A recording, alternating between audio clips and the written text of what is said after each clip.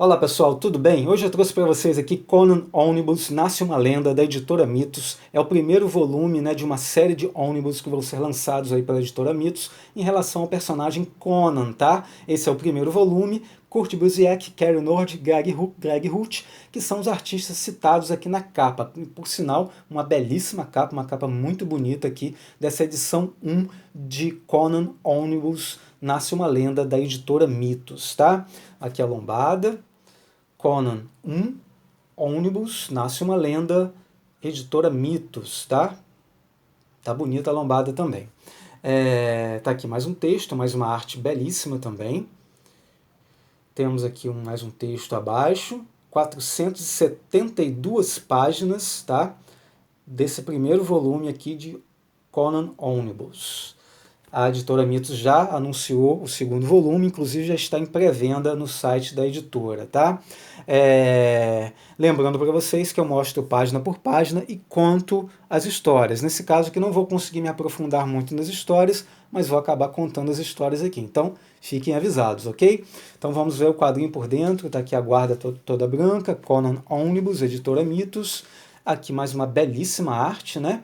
E temos aqui os artistas envolvidos. Roteiros, Kurt Busiek, arte, Cary Nord, Greg Hult, Thomas Yates, Tom Mandrake, cores, David Stewart, Greg Hult, arte da capa, que é essa belíssima capa que nós vimos, Joseph Michael Lisner, e criador do Conan, Robert E. Howard, editora Mitos. Tá aí todo mundo envolvido nesse volume, tá? Prólogo, né, que é o que nós vamos ter primeiro aqui, vai ser esse prólogo, né, que é onde nós vamos ver uns nobres aqui. Os nobres estão aqui na Aquilônia, na terra da Aquilônia, eles estão explorando a terra, a Aquilônia foi conquistada aqui, né, eles estão explorando a terra, e aí um desses nobres, essa expedição acaba encontrando essa estátua caída aqui, e ao lerem as inscrições, eles percebem que foi do rei da Aquilônia, um homem chamado Conan, e aí esse nobre vai pedir para o seu servo ali, né, que conte, procure saber das histórias deste Conan, e ele, muito a contragosto, começa a contar então sobre as histórias de Conan, tá? E aí nós vamos ver aqui nesse encadernado, que é um ônibus, né, que está lindíssimo, por sinal, arte belíssima, e as histórias também estão muito bonitas. Nós vamos ver aqui toda a trajetória inicial de Conan, tá? Tá muito, muito bonito mesmo esse encadernado. Acho que um encadernado assim importantíssimo para quem gosta de Conan, para quem gosta do personagem. É um encadernado assim que eu considero assim fantástico, porque vai contar desde o nascimento aqui, ó. Temos a parte 1, acabando o prólogo, né? Nós temos a parte 1, onde nós vamos ver que desde o nascimento de Conan, né? Onde ele nasce no campo de batalha. Ele nasce em um campo de batalha, a mãe dele dá a luz a ele no momento em que a aldeia está sendo invadida, está sendo protegida ali, né? Ele acaba nascendo nesse campo de batalha, né? E eles acham que isso pode ser um sinal, né? O que seria isso, nascer em um campo de batalha? Nós vamos ver aqui o crescimento de Conan, a convivência dele com os pais, com os amigos, com os coleguinhas ali, né? Na sua aldeia lá na Ciméria. Vamos ver que realmente ele já é alguém diferenciado, né? Ele já tem uma responsabilidade, ele já tem um senso, ele já tem um senso aguçado ali, né? Ele já tem uma perspicácia, uma inteligência, ele já tem uma ferocidade dentro dele, né? A gente vê isso quando ele já acaba se desentendendo com alguns de seus coleguinhas ali, de alguns dos seus amigos ali de infância, né? E a gente vê que já desde pequeno ele já começa a escalar, ele já tem aquela coisa da escalada, né? Da sua ferocidade, daquilo de atacar, de agir quando precisa agir, de defender aqueles que são mais frágeis também, enfim, aquela coragem, aquela falta de medo, aquela intrepidez que nós vemos em Conan, nessas edições da Espada Selvagem de Conan, a gente já começa a encontrar aqui nessa edição da editora Mitos, né, porque nós já começamos a ver aqui um Conan muito jovem aqui, já com todos esses atributos, né, E a gente vai ver também que ele tem uma relação muito forte com o avô dele, né? Esse avô dele que conta histórias de um mundo fora da Ciméria, né? Onde ele então fica encantado com essas histórias e fica curioso por conhecer esse mundo fora da Ciméria. A gente vai ver que ainda garoto ele já enfrentava lobos, né? E matava esses lobos, né? Rasgava esses lobos com os próprios dentes. A gente vê que a lenda de Conan ela foi construída já desde sua infância, né? Desde sua infância ele já impressionava os homens adultos da aldeia, já era aceito por esses homens adultos ali como um igual praticamente. A gente vai ver Conan aqui se apaixonando pela primeira vez por a filha de um feiticeiro, né? Enfim, a gente vai ver vários e vários elementos ali que mais tarde a gente lendo as histórias de Conan, né, na Espada Selvagem, a gente vai ver que vários desses momentos são citados. E aí a gente vê que o Kurt Busiek, ele aproveita, né, ele bebe muito dessa fonte, não só do Howard ali, né, que é a fonte principal, que é o autor, mas também ele deu ali uma, uma olhada certamente nas edições ali da Espada Selvagem de Conan, porque ele retira muitos elementos ali que quando a gente está lendo a Espada Selvagem de Conan, e a gente lê isso aqui, a gente faz logo a associação com esses momentos. Está aqui ele enfrentando panteras, né? Estamos vendo ele aqui buscando um campo de batalha, né? Que teria acontecido uma batalha muito antiga, e ele fica fascinado com as guerras, com as batalhas ali. Afinal de contas, ele nunca viu uma grande batalha ainda, né? E ele vê ali tipo, os fantasmas, os espectros, e ele é atacado por alguém ali, e é nesse momento aqui que ele comete a primeira morte dele, ele mata pela primeira vez, né? E ele não fica encantado com isso. Ele imaginou que matar alguém seria algo especial, seria algo grandioso, mas ele percebe que não é, né? Ele fica extremamente decepcionado com o fato de que tudo aquilo que ele imaginava de matar alguém foi desfeito ali diante da morte dessa criatura aqui que estava atacando ele, né, nesse campo de batalha. E aí nós vamos ver ele já adolescente aqui, se relacionando amorosamente com algumas meninas da aldeia dele, mas no entanto, a gente vê que ele realmente é apaixonado, essa primeira paixão dele pela filha desse feiticeiro, né, que também, além de ser a primeira paixão, vai ser um dos primeiros erros dele também, né? Afinal de contas, se envolver com a filha desse feiticeiro acabou trazendo uma espécie de maldição para a terra dele, para a Ciméria, porque ao fazer essa menina, ao deflorar a menina, tirar a virgindade da menina e fazer a menina desobedecer ao pai dela, né, fez com que esse pai dela, um feiticeiro, lançasse uma espécie de maldição contra a Ciméria, né? Nós vamos ver aqui ele enfrentando esse touro também, e a gente viu que muitas vezes a gente lê lá na Espada Selvagem de Conan, que ele cita que os meninos lá na Ciméria aprendem a domar um touro com as mãos ainda jovens, ainda crianças, né? E aí nós temos cenas aqui que remetem a isso, né? É muito interessante. Esse aqui é o momento que o pai da menina chega, né? Esse feiticeiro chega ali, lembra até o Gandalf, né?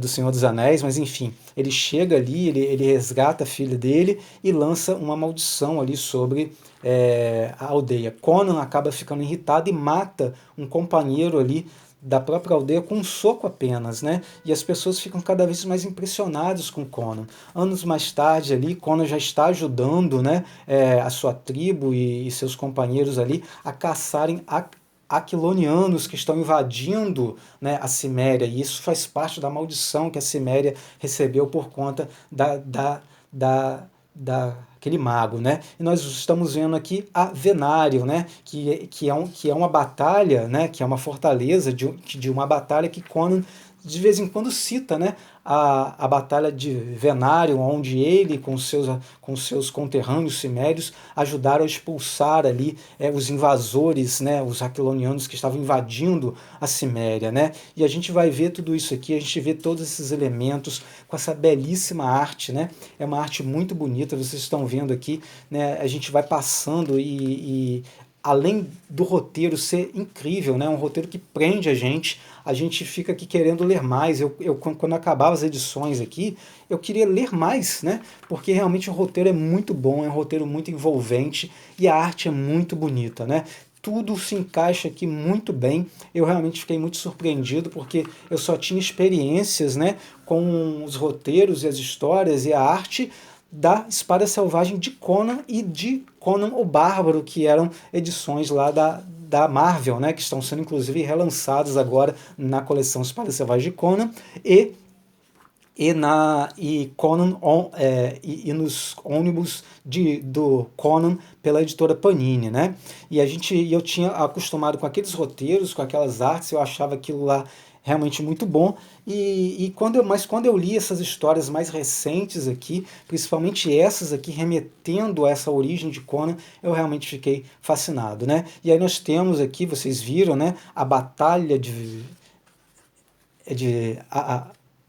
as Muralhas Sangrentas, que retratando a batalha de Venarium, né, onde Conan ajuda ali os seus conterrâneos a expulsar os invasores, né, e aqui nesse momento ele vai ver, né, não só esses invasores mortos, eles incendeiam toda a fortaleza, e ele não vai ver só esses invasores mortos, como vai ver a sua amada, a filha do mago, né, morta ali também, afinal de contas ela foi uma dessas vítimas dessa batalha. Só que o avô dele também foi ferido nessa batalha, né? E ele fica ao lado do avô ainda ouvindo as histórias, o avô dele contando histórias, ele fica ao lado do avô até o último momento ali, né?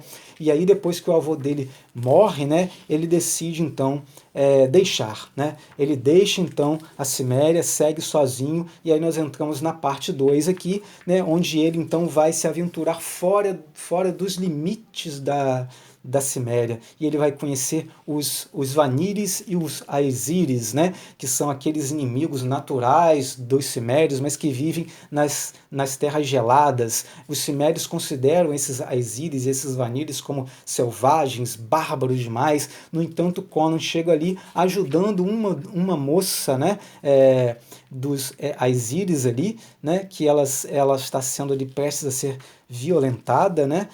Mas Conan chega ali e salva a moça e ainda consegue proteger a aldeia que estava abandonada. Abandonada não, os homens da aldeia, né, saíram para caçar, e aí eles deixavam só as mulheres, né, as crianças e os idosos ali, e isso acontecia também com as tribos indígenas, né, por isso que muitos massacres lá nos Estados Unidos pelas cavalarias aconteciam, porque eles achavam as tribos completamente desguarnecidas de guerreiros, e isso aqui também acontecia nesse período bárbaro aqui dessa era iboriana, né, e esses vanires acharam ali, né, essa aldeia desguarnecida de seus guerreiros, só que aí deram o azar de encontrar Conan pelo caminho. Conan ainda jovem, mas conseguiu ali resistir, né, até a chegada desses guerreiros, né, que acabaram acolhendo Conan ali, né, acolhendo ele ali, dando alimento, guarida, e Conan fala então de que ele quer conhecer a Hiperbórea, né, que é um lugar maravilhoso, que o avô dele conta que que é um lugar perfeito de pessoas que nunca morriam, eternas, né?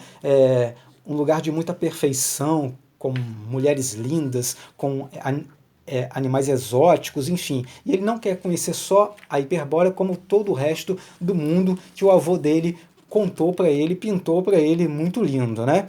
E aí, no entanto, Conan é convidado para caçar, né, esses homens que invadiram essa aldeia, mas que conseguiram fugir. Então eles vão em uma expedição para tentar caçar esses homens. Conan recebe uma armadura ali, né, e eles vão até o encalço desses homens, e nós vamos ter aqui já uma história clássica aqui, né, que é a filha do gigante de gelo, né, que aí nós vamos ver o que originou esse momento aqui. Isso é muito interessante, né? A gente vai ver realmente uma ordem cronológica muito bem amarrada aqui, e nós vamos ter a história da filha do gigante de gelo, que já foi retratada, né, algumas vezes, é uma história extremamente famosa do Conan, né, onde ele acaba tendo uma visão de uma moça nua aqui, né, e ela atrai Conan e Conan vai atrás dela, só que quando chega em um desfiladeiro, ele se depara com gigantes de gelo ali, que seriam os irmãos dela,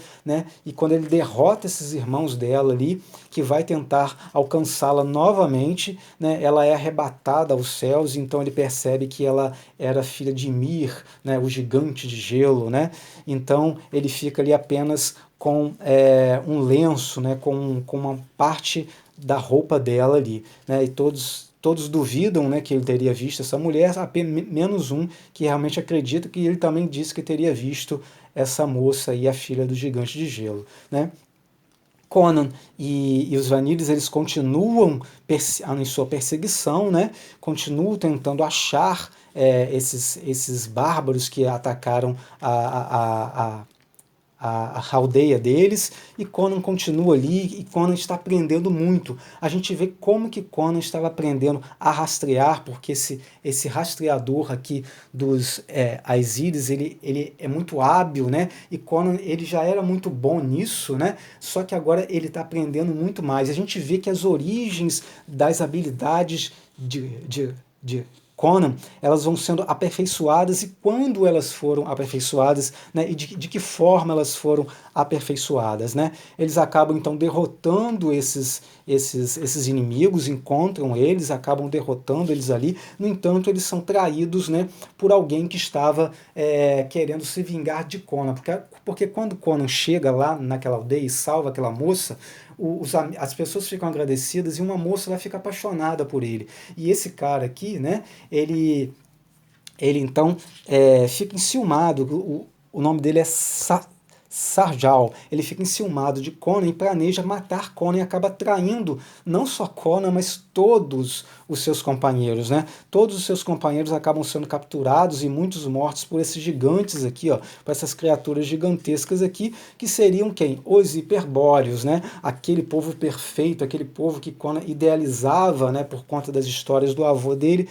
São esses gigantes monstruosos aqui que acabaram carregando todos eles ali prisioneiros, né, com exceção dos dois traidores, né, aqueles que traíram Conan e seus companheiros ali. Então, eles são levados para a Hiperbórea, né, onde ali eles são escravizados, são transformados em guerreiros, gladiadores, né, e ali a gente vai ver que como que Conan também, nesse momento, o instinto dele, né, de sobrevivência, esse instinto selvagem, esse treinamento, essa forma de treinar com vários outros tipos de armas, né? Foi lá na Hiperbórea que ele aprendeu a lutar com várias outras armas. Foi ali que ele conhece também essa moça, né? Que ela quer fugir de lá, ela também foi raptada quando era nova, e ela vê em Conan alguém que pode ajudar ela a fugir. Só que Conan, a gente vai ver que desde novo ele já era muito leal àqueles que andavam com ele, e ele não aceita fugir sem os outros. E ela dá um pó a ele, e esse pó vai fazer com que eles fiquem conscientes, porque lá na Hiperbórea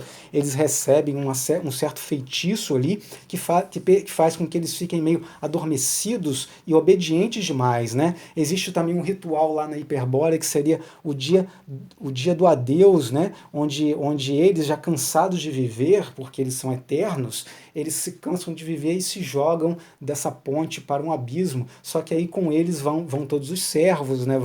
Vai todo mundo junto, né? Ou seja, todo mundo morre junto com eles. E aí Conan acaba se envolvendo com essa moça que quer a ajuda dele para fugir. Ela dá esse pó a Conan. Conan fica consciente o tempo todo, se finge, né? Finge que não está consciente, mas diz a ela que só vai fugir, só vai ajudar se ele puder carregar todos os seus amigos. Então ele começa, né, a dar um pouco desse pó também para os seus companheiros ali, né, e começa também à noite, né, em vez de estar dormindo, desacordado, ele começa a vasculhar o castelo, as construções, e acaba descobrindo, né, que aqueles monstros, aquelas criaturas que raptaram ele, na verdade, eram pessoas comuns, mas que eram transformadas naquelas criaturas ali, né? E a gente vai vendo toda essa história, a gente vai vendo como que Conan ele passou a enfrentar a magia, ele passou a conhecer muitas coisas que ele jamais imaginaria conhecer, como magias, animais selvagens, como esses leões, né? A gente fica encantado como o Kurt Busiek, ele realmente arma tudo de tal forma que a gente vai vendo que a história de Conan sendo contada e construída desde o seu começo e em uma ordem cronológica muito bem amarrada, né? A gente vê também aqui a história desses hiperbóreos, né? Como que eles chegaram a essa imortalidade, como que eles conquistaram essa terra e deram esse nome a ela de Hiperbórea, enfim. E a gente vai ver que Conan ele vai conseguir despertar os seus companheiros, ele vai conseguir fazer com que esses companheiros aí fiquem atentos. No entanto, o Hiperbóreo, que é o dono, digamos assim, tanto da moça como dos companheiros dele, está cansado de viver e querendo fazer o seu dia do adeus também, né? E aí, só que se isso acontecer, Conan vai perder não só a moça por quem ele está apaixonado ali, é uma nova paixão de Conan, mas Conan também vai perder os seus amigos. Mas ele consegue fazer os seus amigos ficarem despertos, há uma rebelião, há um confronto ali, né?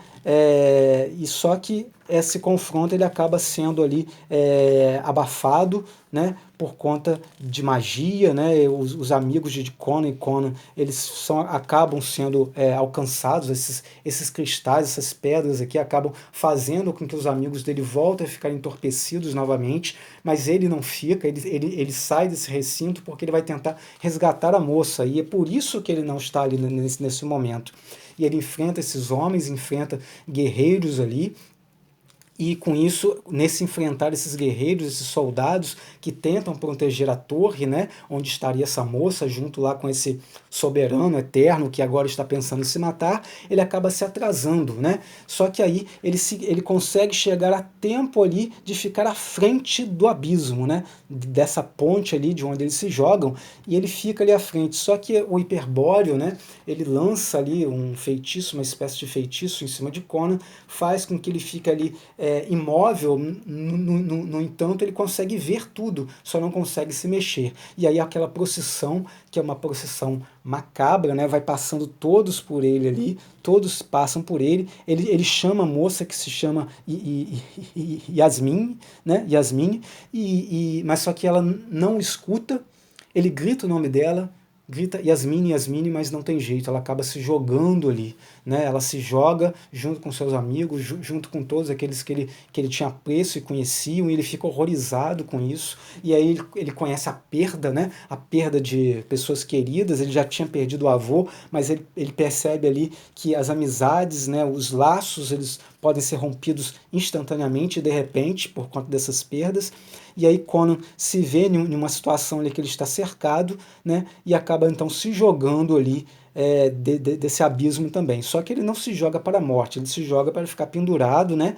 Ele, como um exímio escalador, né, ele acaba então escala essas rochas até o fundo, e chegando ao fundo ele vê criaturas, né, criaturas devorando os corpos ali. E aí ele percebe, ele conhece esse paraíso dos hiperbóreos. Esses deuses dos hiperbóreos são essas criaturas ali que estão comendo as vísceras e os corpos dos restos mortais daqueles que pulam, né, no abismo. Então ele faz uma fogueira ali, né, para honrar aqueles seus mortos, aqueles que ele amava, Yasmine e seus companheiros, mas deixa os hiperbóreos ali para serem devorados. Então Conan sai ali daquele abismo em busca de vingança, né, e ele vai se vingar de Sarjal, né, aquele que traiu a ele e aos Aesíris ali, né? E ele vai em busca dessa vingança, e ele caminha léguas e léguas e léguas, e ele chega a uma taberna, e ele vai buscando até que ele consegue encontrar o Sarjal ali, né? E os dois acabam lutando, e Conan mata Sarjal de forma extremamente violenta, né? E rápida e violenta, ele não pensa duas vezes, ele é muito brutal, ele mata realmente com muita violência ali, né? Ele mata os dois, inclusive, ó, enfia até a espada na boca de um deles ali. Realmente Conan vingativo ali, a gente vê que Conan ele já não vai deixar para trás. A gente vê essa coisa que a gente vê lá na Espada Selvagem de Conan, que Conan diz que ele vai fazer, que ele vai se vingar, que ele vai pegar, e ele faz mesmo, ele pega mesmo, e a gente vê isso já desde novo, né? Desde sua juventude. E Conan então parte novamente, parte ali para conhecer outros povos, ele chega até Pointaim, né? É um outro lugar onde ele vai acabar se metendo em outras aventuras, conhecendo essa guerreira aqui, né? Que aí nós temos também a participação aqui de uma figura chamada a Mulher dos Ossos, que é uma feiticeira, né, que percebe essa coisa voraz de Conan, né, e ela ela, digamos, é a mentora dessa guerreira que a gente viu ali, e a gente vê Conan já aqui em um momento que ele precisa roubar, né, onde ele rouba, a gente vê Conan já muito valente, muito feroz, muito alto, muito forte, né? Ele não baixando a cabeça para ninguém ali, ele inclusive enfrentando nobres, né?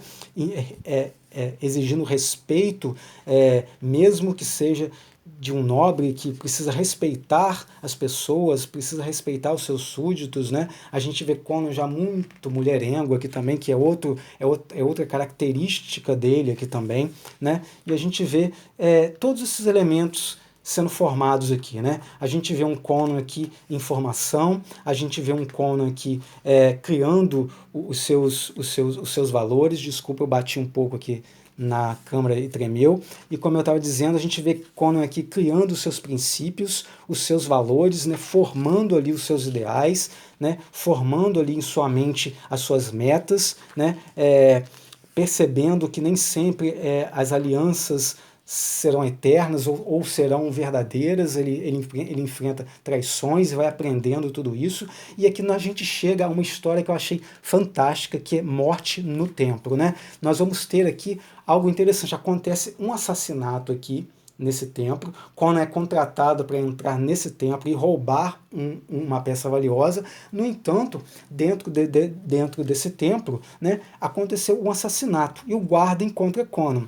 Conan seria o principal suspeito e chega ali alguém que seria uma espécie de magistrado, né, e começa então uma investigação fantástica aqui, com perguntas assim, realmente isso aqui prende muito a atenção. A gente não vai ver cenas violentas ou de ação, mas o enredo, a história, os diálogos, eles prendem completamente a nossa atenção. A gente vê um Conan aqui completamente arredio, ameaçador, sem medo de ninguém, sendo investigado e já perdendo muito da paciência dele. Mas que história incrível essa história aqui. Eu acho que uma das melhores histórias desse Conan Ônibus Volume 1 é essa investigação aqui, que é esse assassinato, essa morte no templo, seguida aqui de O Deus na Urna também, que é outra história clássica aqui do Robert Howard, né? E temos aqui O Deus na Urna, que é a continuação dessa morte no templo, né?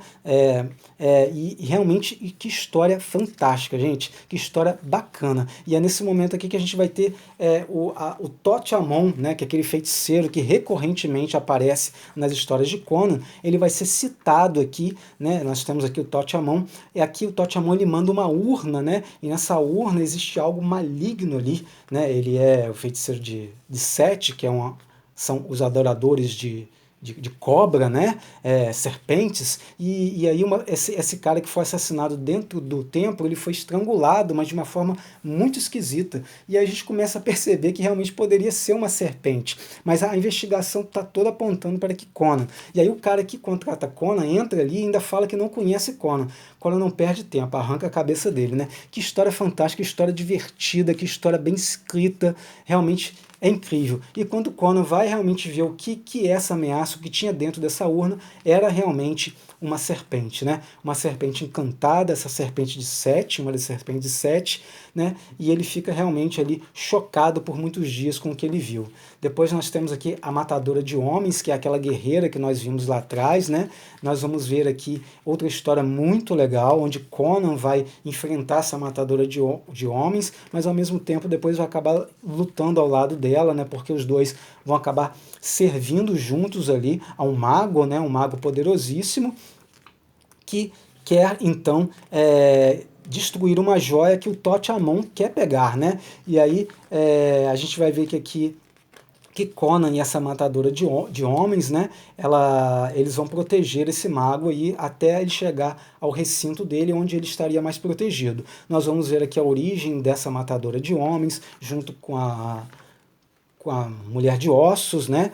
Que história boa também, que história divertida também, que volume Bom de ler, gente. Eu recomendo muito. Se você tem dúvida de comprar essa edição aqui, que é Conan Omnibus 1, da editora Mitos, eu vou dizer para você que se você gosta de Conan, se você gosta de histórias bem escritas, né, de enredos bem amarrados, né, e de arte bonita, arte boa, esse volume 1 aqui, ele é fantástico, né? Então, a gente vê aqui que Conan e a Matadora de Homens, eles vão enfrentar aqui Tote-Amon, né?